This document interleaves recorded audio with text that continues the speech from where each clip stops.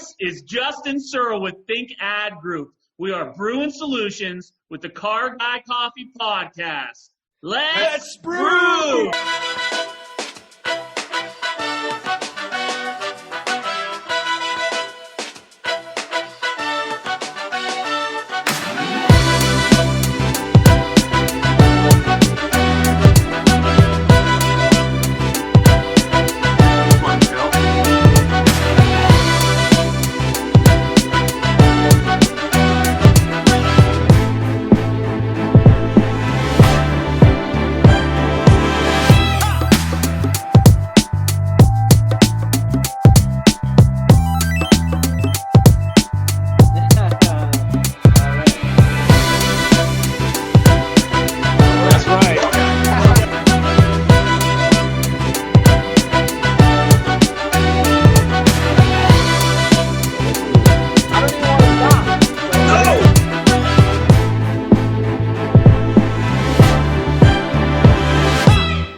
Hey, car guys and car gals. That's right. Welcome back. We are so excited to jump on an entirely new trail in the land of Solutionaries. And man, Fred, we have some people that are definitely trying to blaze a trail inside of where it is that they're going and making you literally think how you approach your ads. And it's genius. It's simple. It's an easy way to get moving inside of a direction that is successful for anybody. And I'm excited to have them on the show. I am Fred, too. Tell them what it is that these incredible solutionaries that are here brewing solutions with us are doing that's so great. I mean, we got to build you up, guys. I know we want the whole world to hear you. We're going to sit here and build you up. So just bask in the fun. I can listen to this all day, man. Let's go. Come on, man. You know, we have two guys here that are definitely, they're rising right now. They're rising with the rest of the world. They're not falling down like some of these people are doing out there. These are people that you want to talk to. These are people that are going to help you be innovative in your stores. The ThinkAd Group, what a name. It's simple, and they want to make it simple for you. Just give them a call. I'm going to let them talk about themselves a little bit more later during the show. They're going to explain what their company is and exactly what the details that they can do. So I'm excited about that. I'm excited that for our community, for our viewers, for our listeners. This is great information. You need to pass this stuff on. So, you know, Derek Perez, he's the founder of the company. Derek's been doing it for a long time. He was in and out of dealerships all over the country. He found things that worked, found things that did not work, and he put it into his brew of what he has going on in his cup, and he made a nice little brew for everybody. And what he said was, you know what, I'm going to come out with this company, and he did. And this company is innovative. No doubt. I have a lot of people who can attest to that. People that I know, people that I've already interviewed, they can attest to that. Then you also have Justin. Now, Justin, I'll be honest with you, Searle. Searle. I was trying to pronounce it earlier. I was like, man, whatever. I should have asked a minute ago. But you know that he is the regional sales director, and this guy, he has a he has a partner that's a crime that's at his house, Evelyn Kelly. I want to throw a shout out to her. That's definitely has his back. But most importantly, obviously, she has the back of a really good guy. This guy's super innovative. He comes from a dealership setting himself. He is a car guy. He's coming in here trying to help people. This company brought him away from a dealership to make him say, you know what, I'm going to take a chance and do something that I can do so I can give what I know and what Derek is doing. We can spread this across the nation. We can help a lot more people than just what I have here local. So I applaud to both of you guys. Congratulations. I'm excited about having you on the show. You know, I left that a little generic because I do want you guys to be able to explain your company a little bit deeper, a little bit more, and I'm excited about that. We do have a solid five-liner that we're going to be flowing. Absolutely, and that we'll be able to answer a lot of questions. So for all of you that do know where it is that we're trying to connect you to, it's to new heights, to new levels of your game, no matter where it is that we each find ourselves being as this creator hit the entire market of Earth, where it is that we choose to rise and shoot up to. And these people here at heart are pouring themselves into the business to make sure that other people that have joint ventured interests rise up and flow as well. And William Plummer said, creativity is the power to connect the seemingly unconnected. And they are finding a way to, in the midst of lost connections or the lack of connections, find a way to connect people to processes and products. And that's making sure that we are going to different levels. So a long way to start off and say, guys, we have one thing that we do every time we get together, and that's get a singular focus as we forgive, focus, and fly. It's a movement that you have to do at heart as well as in the physical. You can do it on the dance floor, however it is that you want to do it. But we're going to do it together, and goes kind of something like this. We're going to wipe off every weight of unforgiveness so that your hands are free enough to focus. Dust it off. And then we're going to fly. And then we fly. All right? So 3 F's, forgive, focus, fly. And we will do that together. Join with me now. 1, 2, 3. Get the hands on the shoulders, guys. Hands on the shoulders. And we're going to say forgive, focus, fly on 3. 1, 2, 3. Forgive, focus, fly. That's about as sick we're going to get it on these video calls, folks. Bear with us. But they just did it. They just forgave, got rid of all the stuff, all the worries of the past. Anything they did doesn't matter. They got rid of it. Now they're focusing on what they can do and what they can produce in the future, what they can sow into the world. Then they're going to fly because they are focused on that, and they don't have to worry about the past anymore. So I want to correlate that real quick. See, it's so hard to get started once we get all motivated. But I want to correlate that to anybody that's actually listening to this and trying to take something from it. So many of you have entertained different ad companies, different people that have been vendors of a product for you, and it is so hard for you to be able to advance because of the weight of unforgiveness. Well, you need to make sure that you do wipe off any weight of unforgiveness and what anybody else has done to you until you entertain the person that's on the phone with you right now, on a Zoom call with you right now, or sending a message to you in whatever way. Give them the opportunity to at least hear where it is that they can help you focus in order to fly, because there's so many different parts of our business, moving parts, and not everybody can fix everything. You know what I mean? Yeah. Not everybody has a solution to every problem. Nope. We all have the solution to the problem that we are practitioners in. That's right. If that makes sense. You know what I mean? Absolutely. So it's important that as you do forgive anything that you've heard from anybody ever about advertisement and the concepts on it, just right now, get zoomed in and get focused on hearing what it is that these professionals have to offer you. And as you do that, they're going to help you aim at something that you can fly to, and we can all rise together, car guys and car gals. So make sure that at heart, you get yourself prepared to forgive, focus, and fly as we jump into this 5 lineup. Ready? Hey, we're going to get into this 5 liner. There's 5 questions I ask everybody. I'm going to ask each one of you all individually. They'll be the same questions, same 5. This way one of you all will have extra time to think about the answer. So I always ask the same question first. And the first question I ask everybody is, what is your why? When you wake up, what makes you say, I'm going to do it today? Let's go ahead with Derek. Derek, why don't you drop that for us? My why every morning is getting up to come up with new solutions. I mean, we're right on point with what you guys call solutionaries. As a matter of fact, even in our company, we try and avoid the word products, right? It's all a solution. Every morning I wake up with why are we doing this? What are we going to do? How are we going to change things? What can we do to help people? And it really drives me. I'm a nut, as Justin can attest to. I'm constantly calling them with what can we do with this solution? And this is a problem. So, I mean, I'm driven every single morning and every single day by just getting up and trying to help people, honestly. I mean, it's in my blood. From being in the car business for all these years, as you guys know, I mean, vendors always kind of got a bad rap, right?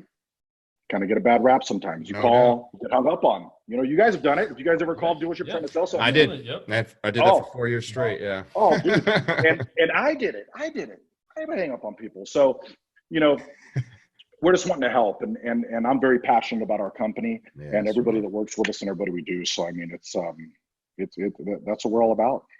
There's no doubt. I think that your company is a great company. I love that you're trying to help people save some time and make a few extra dollars without having to do extra work. And it's, and that's I'm just giving a quick brief on that, but it's a great company. So Justin, same thing for you. When you're getting up in the morning or you're sitting there and everything in you says, just go ahead and drink a beer and I'm done for the day. What makes you say, now I'm gonna go ahead and wait?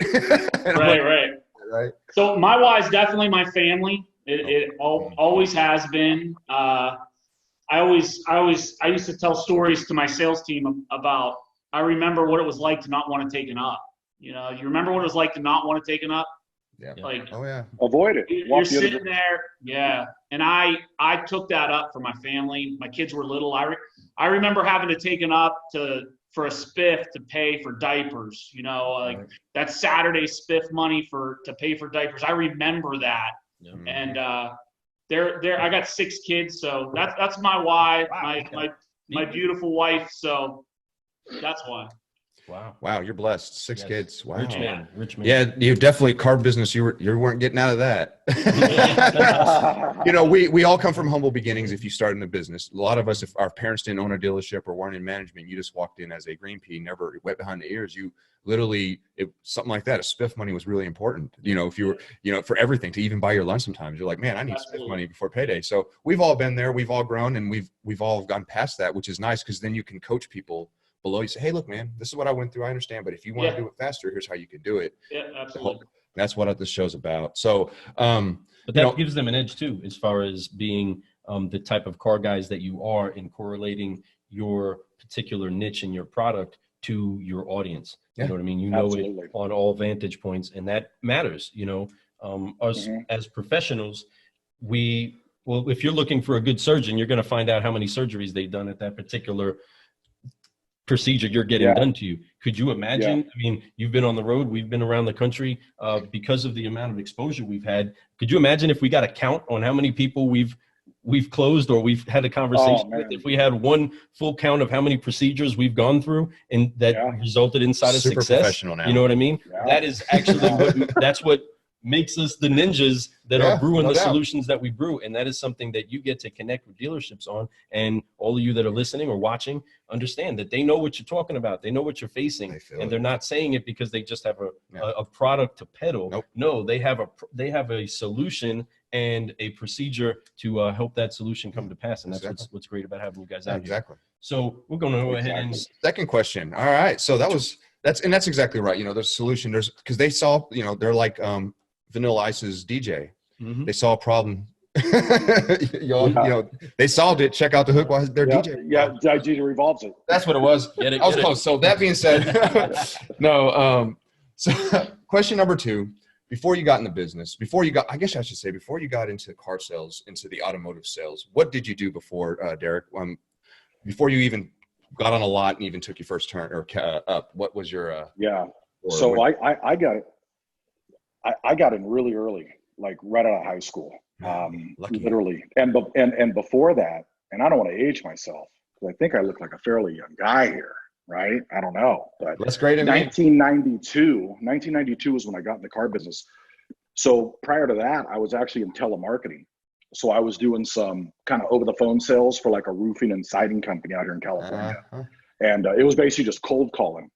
And I didn't realize that I was pretty good at it. I was making appointments right and left. And at that time, closers were going out and the closers would go out to the appointments and sell the roofs, windows, and siding. And it was amazing. And my mom always told me, like, hey, you should be a salesman. You're really good. You're really good at what you do. You convince me every time we go somewhere to buy you something. You always convince me to buy you these shoes, this, that. You know what I mean? So it was like natural born talent. But that's what kind of led me into it. And before that, that's what I was doing. So it was a little bit of selling. And everybody remembers back in in elementary school, go around selling candy bars or raising money for fundraisers. I mean, I would kill it at that. I was so competitive. I would, instead of trying to sell one bar of candy, I would try and sell the whole box for $20. I'd say, look, you can sponsor me and the entire school for one time for $20. And I just hold the box out. They'd be like, you had to ask, right? And some people would buy it. Yeah, why not? They'd be like, you know what? There you go, young man. Nice. Yeah, here you go. Yeah. Way to ask. It's always no. It's always That's the thing I always tell my guys is you have to ask for it. You gotta ask for it. You never know if you don't ask. Yeah. They'll say no, then just bring it down a little bit. It's all good. Dude, that's it. No, that's awesome. And so you always had the entrepreneur, the salesmanship always been inside you the whole time. You've always been that guy that's always asked for the extra, never scared to ask for it type person. I'm the same way, I was a military brat, so I traveled all over the world as a kid, and everywhere I went, I looked for acceptance. I was always that guy. I was different.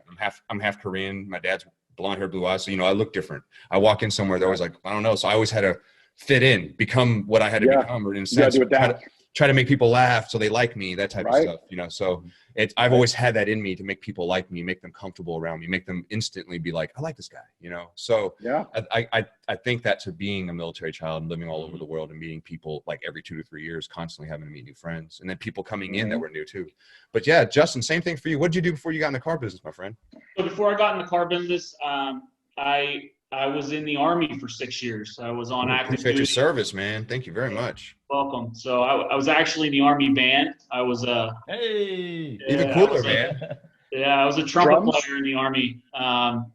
And leading up to me getting out, I had always kind of had the sales bug too. Like Derek said, when he was little, and everybody always told me, "Oh, you should sell stuff." And a year or so before I got out, I started thinking about selling cars, and I planned it out. I planned it out to get out of the Army and sell cars, and that's what I did. So been doing that pretty much ever since. Yeah, you know, one thing I tell people about the military, Lou and I are both veterans. I'm Air Force, he's Army. And one thing that the military did for me was— Thank you for your service. Well, no problem at all, Yeah, man. It was an honor. It definitely was.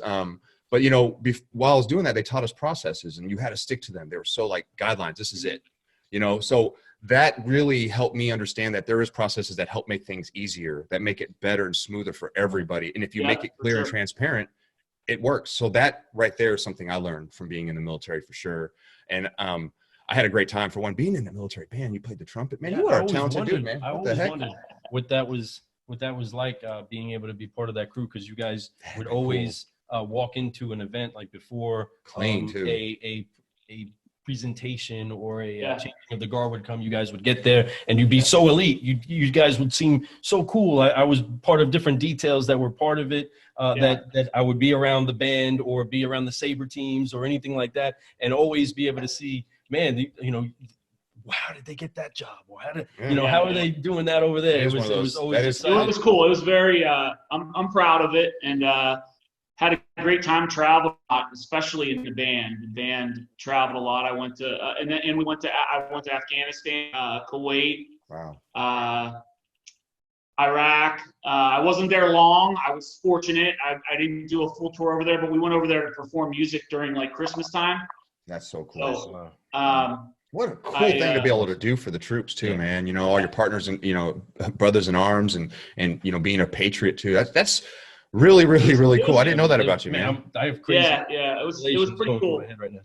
I was actually, the way that I got into the car business, the commandant inside of PLDC, and who stood on the Soldier of the Year board. He, the president of the board, he ran into me as I was processing out. He told me to go take a job down the street, because he saw me talking in different events that I was able to be a part of. And he said, go do that if you're going to get out of the Army.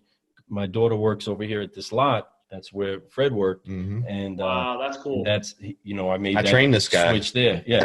Oh, that's cool. That's so cool. I was his team leader on the floor. I was only a year into business. Somehow they made me a team leader. Like, you want to be a team leader? I'm like, sure. I'll do it. Yeah. I always, anytime someone gave me, I'm like, hey, if I don't do it well, you demote me. You know, who cares? Exactly. But I got to train guys like this, made me look good. You know, then also embarrass me sometimes. Like, God, he just beat me. Yeah.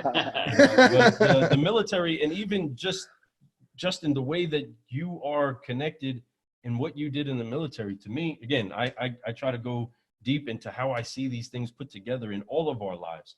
But you were trumpeting for the armies, for our armies, for those that are making connections and are making boots on the ground transportation for the people in the market.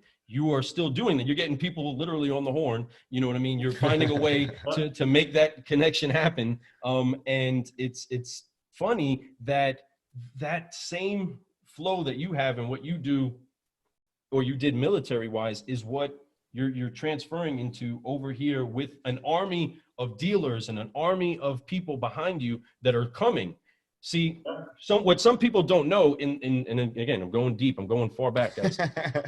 The army band or the worshipers, whatever is leading the army ahead of them, the people, it's always led by somebody with the drum, with the sound. The sound always goes forward before the connection point on the battleground comes. So you have a bunch of people that can carry a weapon and may have a weapon on their back, but they're sitting there hitting the drum, all excited, all pumped up, trying to keep everybody going, keep everybody in cadence, keep everybody having uplifted spirits in order to take on what's going to be at the top of the hill. And that's something that you are actually doing right now, because you're having to bridge that hope and sound an alarm to them saying, hey, the battle is ahead of you. Here, get ahead of the battle with our sound, with a product that's going to help you make that connection once you land there. It's just a crazy fun correlation for me to hear and see all of that, just getting to know and hear you. Well, now Derek can quit making fun of me for being in the band. Well, hey, I got a whole newfound respect for it. Seriously, I used to make fun of him for being a cheerleader, but we all need him. Shut up! Don't be saying that. That's the first time you know. Okay, look, I got out of the Air Force. I went to college. I was going to Eastern Kentucky University. Stop it, Lou. And I'm going to this is my car guy confession session right here. I went to EKU. I was in an art class, right? Because I was going to do photography. I was like, you know what? I'm going to try. I didn't know what the hell I was going to do. I said, let me do photography. So I was like, I went to an art class. A couple hot cheerleaders in there. They're like, hey, you know, you should be a cheerleader. I was like, man, I don't know. I can't throw girls up. Oh, you can. So I was like, I'll come to one practice. I show up. I throw a girl up. I catch her. I do it like this. I'm like, oh, this is simple. I'll do it. They gave me a scholarship. I did it for one semester. Okay, I'll admit it. I was a college cheerleader for one. But hey, in my immaturity, I made fun of him, but I completely understand. He busted me up. He put pictures all over the actually office. Do that, especially my daughter being a cheerleader. So I stopped making fun of him once I learned. But all play a part. But he's really doing that for so many of you out there. I mean, seriously, he's talked some great stuff. You know what I mean? Yeah. We are all trying to find a way to have a support group that is sounding an alarm for each other. You know what I mean? And being part of the band, being part of the cheerleaders, being part of the marketing team, being part of the cleanup crew. All of these things are playing their instruments inside of this approach that we're having to the market. And it's exciting to have Solutionaries on the line with us right now. Man. Number 3. It's easy to talk with you guys, huh? Yeah. So third question I'm going to ask you guys. It's a very simple one. You know, obviously I just asked you guys your whys. I've also asked you what you did before you got into business. Since you've been in this business, who has been your biggest influence? And I'm going to start with you, Derek. Derek, I know it's hard to put it down to one person because you want to give a lot of people love, and it's okay if you want to throw a few people out there, but there's always somebody that you kind of think back in your time, and whether it's in the business or not, but you think and you're like, man, that dude, if it wasn't for him, I probably would have took a different path. Who would that be, or who would those be? I would say to start with, can you guys hear me okay? 100%. Oh, okay, cool. They were beeping at me. So the first person I give a shout out to would be Pete Smart. He was, when I first started in the car business, he really took me under his wing. You know, he was the GSM at the dealership I started at. He was a young dude, and everybody looked up to him. You know, he was a closer, he was a beast. But one thing he always did is, rather than telling you how to do something, he would show you how to do it. There you go. But how to do it right. You know, he wasn't the type of person who would just throw you out there and say, hey man, go over there and go do this, or go shut that guy, or go out there. And he would show you how to do it. You know, he would always educate you. Every time you went up to the desk, you had a deal, he would load your lips, but he would educate you. And I really absorbed a lot of that. You know, if I think about people who really influenced me in a car business, that's one. I've got another one too, a very important one, which takes me back to how I got in the car business, is a gentleman by the name of Chuck Graves. He worked at that same dealership, and I was actually at that time dating his daughter. And little did I know, every night when I was hanging out with him, that he was grooming me for the car business. You know, when he would come home from work, he would hang out, and he was an old timer, man. You know, he was in the car business since he was a teenager, and he would come home, hey, Derek, go pour me a brandy. He always drank brandy. He goes, go pour me a brandy. 2 ice cubes. I like your fingers. You got real fat fingers. Go 4 fingers with the brandy and 2 ice cubes. So I'd pour him a drink, right? And I'd go hang out with him, and he would just sit there. And what I didn't know, and that's a true story, by the way, what I didn't know is he was grooming. He'd be like, you know, let's talk about meet and greet. You know, you got to build a relationship. And he's walking me through all the steps of the car business. Every time we would sit down, he would be drinking and telling me about the car business. And what's crazy is one day, and this is back in the 90s. So I had a mullet, you know, I was rocking the mullet, young guy, you know, didn't really know what I wanted to do with my life. But he had told me, he goes, hey, Derek, you know, he knew I was doing the telemarketing thing. He goes, you know, I think you got a really knack for sales.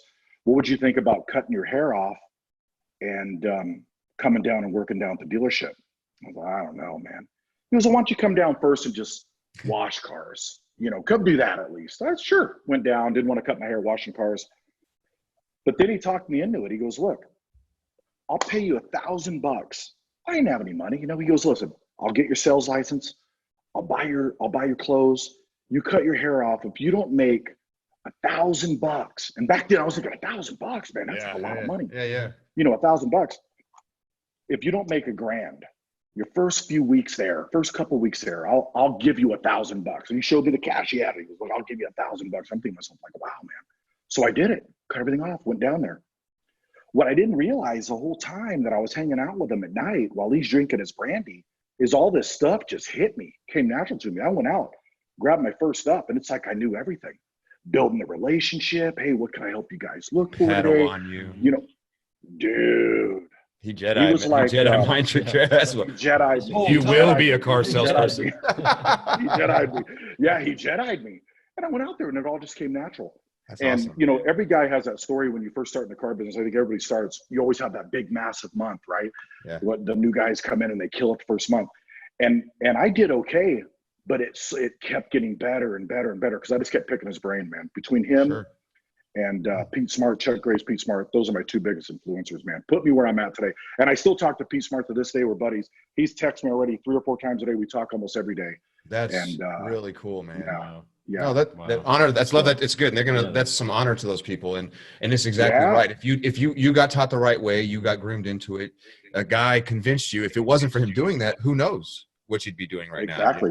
And so, man, that's really, really, really, really freaking awesome, man. And I love that. So, Justin, man, who is your guy and or your people's? Which one? Yeah. So the first guy that influenced me in the car business, his name's actually Aaron Cheer, and he actually still in the car business. He's probably 10 or 15 years older than me. And I was young, out of the Army, just got out of the Army. And I learned to close from him. And I tell this story a lot that the first year or so I sold cars, I was average at best. I mean, and it's funny because I trained so many new salesmen and I'd see it click with them like a few weeks in, a month in, a couple of months in, and it's clicking with them. And I wasn't that guy. It took me a while, you know. It took a lot of repetition for me to get strong on the phone. It took a lot of repetition with me with customers, feel comfortable. And I watched him close my deals, man. And I'd go need them. Hey, they're about to bounce, man. I need you. Come grab them real quick. Yeah. Yeah, I'd listen. I'd listen to what he said, and he was smooth. And what's funny is I don't have a relationship with him anymore. He's here in the same town as me. He actually worked at one of my competitors for years.